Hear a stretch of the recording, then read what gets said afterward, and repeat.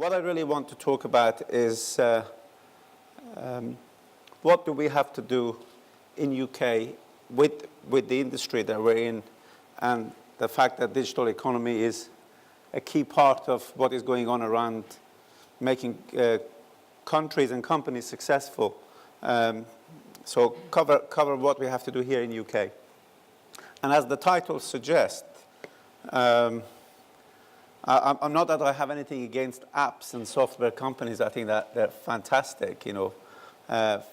Fintech, apps, games, all wonderful, but it's not going to be enough to make a difference to a country like UK. So first of all, in terms of where we are in the world of electronics and computer science and even life, and there's a huge number of opportunities around. There's a huge amount of innovation going on. For the last few years, you know, I've been in this industry for something like 30 years, and it's had its usual graphs which it's followed, and ups and downs, and generally it's been in the same direction. But I now believe that there are some pretty significant inflection points that we can depend on. But in terms of opportunities, and if you don't mind, I'm going to come stand here. In terms of opportunities, what we're really seeing is a whole host of new applications which are driven by either technology or software or societal needs. I'll cover some of these in a little while. That is leading to new businesses, new business models, new companies emerging even in the last few years. And I think this is the time for UK to understand that and do something different. Some of the key trends I wanted to touch on. Some of you know all or some of this, but I thought as a context for what I'm saying, these points would be very important. So first of all, smartphone market. You know, it's been a very massive change in the last 5 to 7 years with massive growth. But that market has slowed down. It's still growing 10% plus. The most significant thing now is that the impact it's having on other markets. You know, the smartness is now migrating into automotive, into the home, into cities, into everything that we do, which create in itself massive opportunities. But I think smartphones are showing the scale of the change that we could see in other sectors. The other key areas are, one is wearables. You know, I think there is a fact that through the miniaturization and the power reduction, we've seen it's now possible to build tiny devices that do amazing things. I think this market is about fashion and technology coming together. And I think, you know, we have a lot of artists here. I will invite them to join the people here, and together maybe we can do some amazing stuff.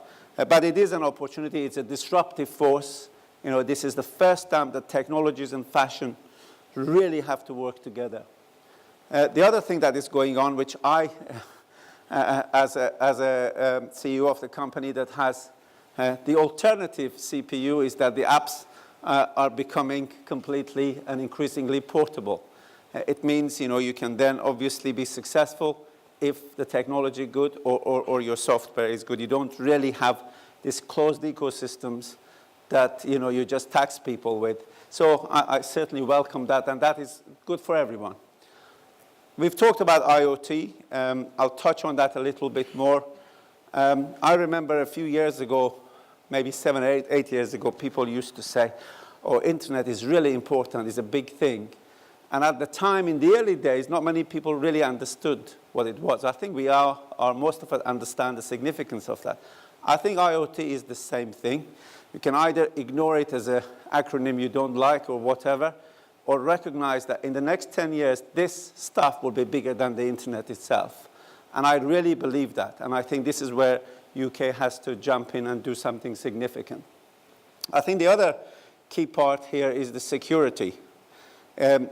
Increasingly, as the devices get connected, there are more ways of bad software to get in and mess things up in terms of accessing data that they shouldn't, etc. And so security of devices is going to become very important. and particularly the concept of a multi-context security. I don't know how many of you appreciate, in many devices today, your banking data, your health data, your content data are not secure from each other. They're in a secure bucket, but it sort of means that the bank, whoever operating your bank account can access your health data. That has to change. Every bucket has to be separated. The reason I put this up, I think there are opportunities here for new ways of doing things which are hugely important. Last but not least, we've touched on Moore's law. It's been something that has been going on. It's pretty much over. Not just, I think geometry would still scale for the next few years, for as long as I'm going to be around. But I think the cost won't, and therefore things are not getting any cheaper. But actually, it doesn't really matter, because this industry is mature. 40 nanometer is important, 28 nanometer is important, and a bunch of people will go to 16 and 10, etc. And so it's actually not the center of sort of everything that happens. Manufacturing is, but it doesn't have to be the latest and the greatest. Now, I touched on plenty of opportunities. On this slide, I've sort of touched on a few of the key ones. We've talked about wearables. I think certainly wireless in the home, is something that we will see dramatically improved.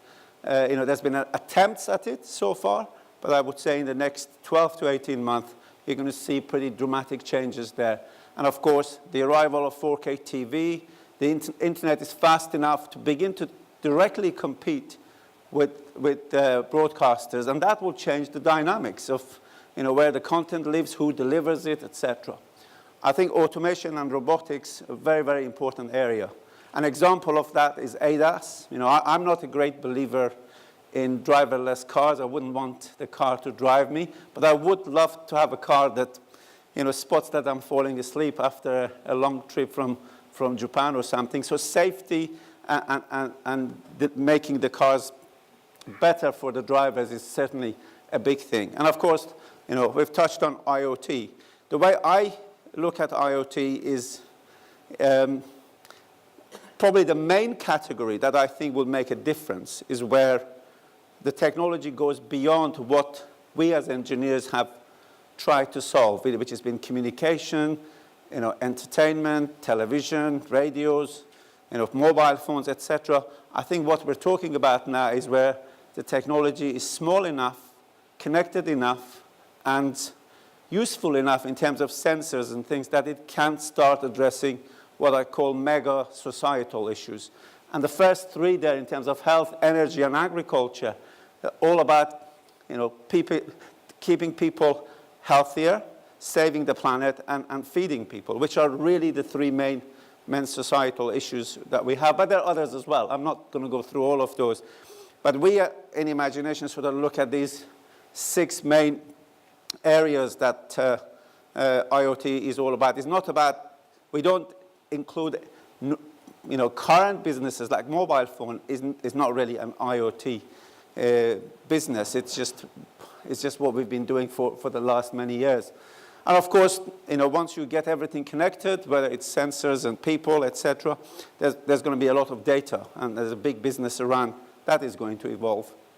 Now, the key point here I want to make is that fundamentally, to make all that happen, I think Drew touched on it, the key point in an industrial strategy and route for success is understanding what are the enabling elements and make sure you are playing in that space. Otherwise, you'll be on the periphery and you wouldn't matter. And if you look at what matters in all those new areas of development is about SoCs and semiconductor devices, because fundamentally every product is becoming 1 or 2 chips, and the technology in those devices is key. Of course, making these things do useful stuff at the system level and software is also very important. The complexity there is increasing, and actually UK is pretty good at dealing with complicated systems and software, so we should recognize that and take that into account. But it's also very important to realize at the end of the day is the products what I call combination of products and cloud, which is the new big thing, and brands, what would make a difference. And we should make sure that we are able to play in that space. So in summary, I think it will be a big shame, in fact, disastrous, if UK misses these new opportunities. And the key point here I'm making is that the enabling technologies or the enabling things that we have to do is something that we cannot ignore. I mean, Derek talked about politicians. My view is that there are a lot of willing politicians to help and do something. But when I was younger, I used to think, there's these clever people in politics that will organize everything and the future would be safe. I was really wrong. That is not the case. So if you want something, if you want to change it, you have to get involved, educate, teach, explain, and then things would start changing. I mean, that's probably, if I leave you with one thought, that is fundamental. And my view about this is that we now have a real opportunity to make an impact and build a real digital economy in UK for the reasons I've sort of touched on. Now, I always find it frustrating that a lot of people talk about all the things that they would like to have or things they care about, whether it's an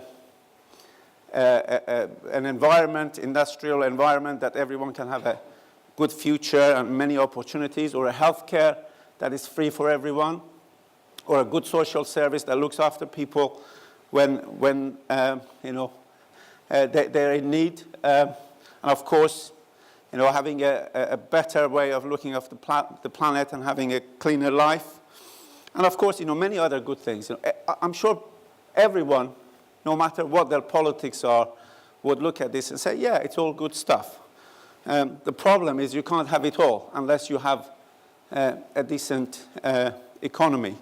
And my point here is, unless we recognize that we have to get the economy in the UK in the context of the global environment, in a place that it is successful, we are not going to be able to do any of that. And I think one of my frustrations is that, politicians may not understand the technology and its importance and its enabling thing. The general public don't understand that unless we invest and do certain stuff in these enabling technologies, we can't have any of this. And that is the problem that we really have to deal with. And really, this is the point I'm making here. So fundamentally, to have a successful economy in this day and age, it means you have to have a successful digital economy. And that's where the action is. Now, there's many things I could say about how to build a successful digital economy. And I think if I have to say one point is that invest and focus on enabling areas. That's really what matters. But there are a bunch of things which don't help to building a successful economy. And I know Derek is from Scotland, but I have to make that point, is that dividing the country and making it smaller is not consistent to being able to compete on the world stage and succeed, particularly when our competitors are getting bigger. I'll talk about that a little bit so that everyone understands the scale of what we're dealing with. Every time I go to China, I realize how much work we have to do in UK, and I'm going to explain that. I think the other thing is we do need to make sure that what happens is not all about London. I certainly don't see putting energy solely in London, or, I'm a great believer in tech city, but I like to see a tech city in Manchester, in Birmingham, in Scotland. Just focusing on London is not going to make us competitive. If you go to China, action is everywhere. It's not just in Shanghai. Everywhere is motoring ahead at full speed. Now, the other thing is, all the discussion about Europe, I'm not making these points from a political stance. I think for us to compete, we can't be sitting outside Europe and trying to compete with the greatest economies around the planet. We have to recognize that, and both the politicians and the average UK person needs to recognize that. And I think part of all this process comes down to defining a strategy that is fit for the changes that we see around us, whether they're social or technological changes. And of course, skills. I made a special point about it is, we could have the greatest plans, but if we don't deal with skills and being able to hire the people we need to do the job, none of that would actually work. And I think I made my point about apps. I'm a great believer in apps businesses, but I really like us to design and make things in this country because that's what would give us the scale. Now, if you look at the industry, if you look at the world, I talked about changes that are opening up opportunities. I've touched about some of the electronics markets and the enabling technologies there. This is about the mega changes that I think in part creating opportunities and in part creating threats that we have to recognize and deal with. They're not all the things that matter, but I've picked up the ones that I thought were important. There's no question the emerging world is arriving, and I will explain a little bit that where we think in that cycle and how fast it's happening. On one side, it's very good because there's more customers, more consumers, but there are also a lot more competitors in these emerging economies. The fact that the world is connected and more accessible means, businesses can be anywhere. And that means that here in UK, we have to make sure we are as effective, as successful, have the resources for the companies to be here. Now, technologically, I've touched on this already. I think what is going on in the key fields, in the areas of IoT, automation, and many other sciences or technological areas are opening up huge, huge opportunities. Of course, we have global warming and the need to save the planet. That in itself has consequences that certainly as technologists we could help and make a difference. Now, one of the positive things that is happening, as the rest of the world gets economically in a better place, as it becomes more expensive to fly products around, and you don't want to just fly planes in to get products from A to B, there's a trend towards manufacturing going near the market it is. And I think for that reason, there is definitely, in the next 10 years, we'll see the return of manufacturing to the UK. But if you're not investing, I can't see how it could return. And I go back to comments that Drew made earlier. The rise of middle class, I'll touch on that on the next slide. This is a huge, huge thing in terms of what's going on around the world and the expectation people have in terms of market size. Last but not least, I have quite a few of family members that are in medical profession. And it's quite clear indication that we are heading towards a 200-year-old age limit in the next 50 years. Can you imagine the healthcare we're going to need when we arrive at that point? And never mind all the other stuff, but there are huge, huge opportunities that we need to recognize and as a country get ready to exploit them. I'm not sure how much ordinary people in this country appreciate what is going on around the world. It's a different world out there. And I've picked up China, not that, I have a lot of respect for China, but it is both an opportunity and a threat for UK. If you look at the population of China, it's more than the sum of many countries that we can think of.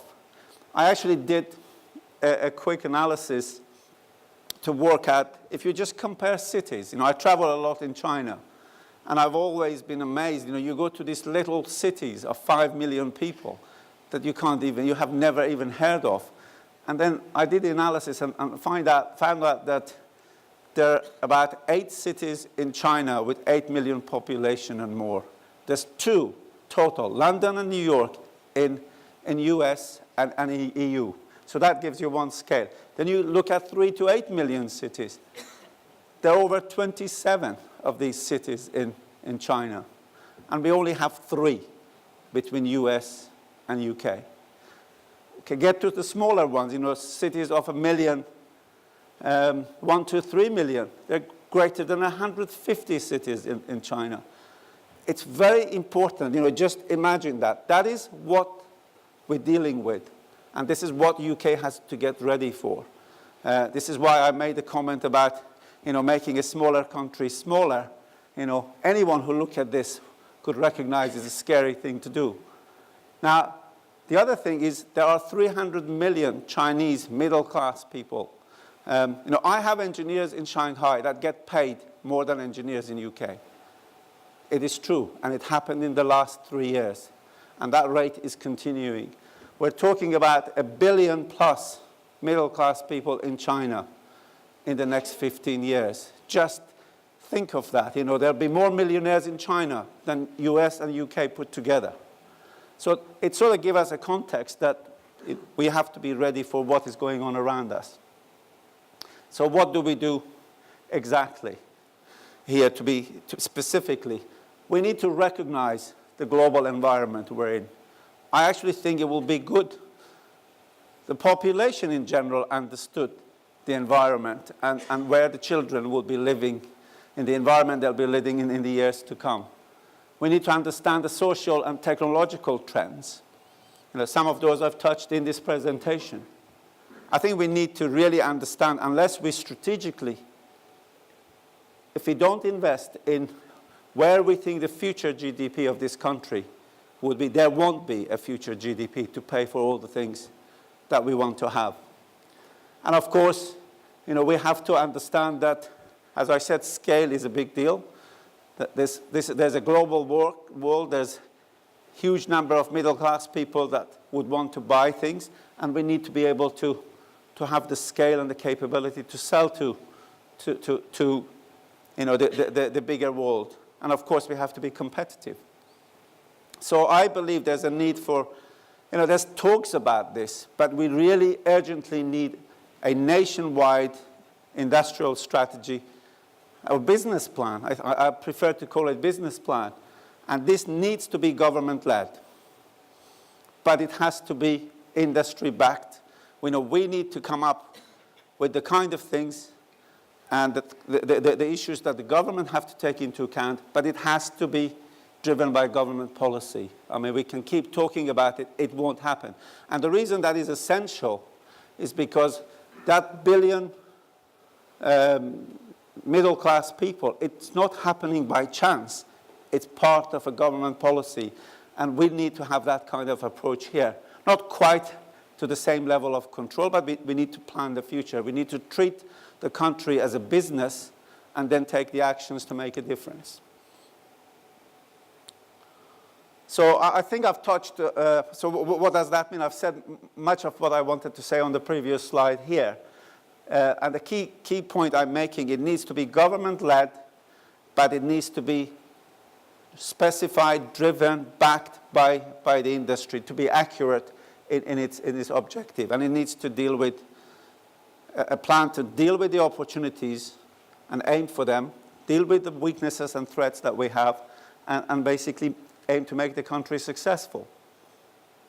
And from the community from a industry that I come from and you come from, it means those things. It means enabling technologies in IP. We're actually not doing too bad in IP, so I don't think government needs to do anything. But we certainly need an awful lot more in making sure we have the ability to create this enabling technology in semiconductor devices, products and services, and manufacturing. All of those are essential to make a difference. And I believe this needs to be done very quickly. Why? Because, for example, China is putting $120 billion in semiconductor sector alone in the next few years. I mean, that's enormous. And we need to recognize that. I'm not suggesting we need 120 billion, but a few billions will make a big difference. Now, I'm coming from an IP company. It might sound strange. I'm actually a great believer in products. That's why we have a division called Pure as well. Well, that's not the only reason. But we do need to make things, to be successful, to create scale. And that requires both supporting startups, but also scale up, helping small companies of a few hundred people to become companies of 1,000 people and more. That needs specific action. And there are stuff happening in that space, by the way, which I'm pleased to see. And I think my third point is there will be need for investment. This stuff won't happen on its own. It needs investment, it needs government policy, and it needs industry being very vocal on what matters. And of course, we need to select.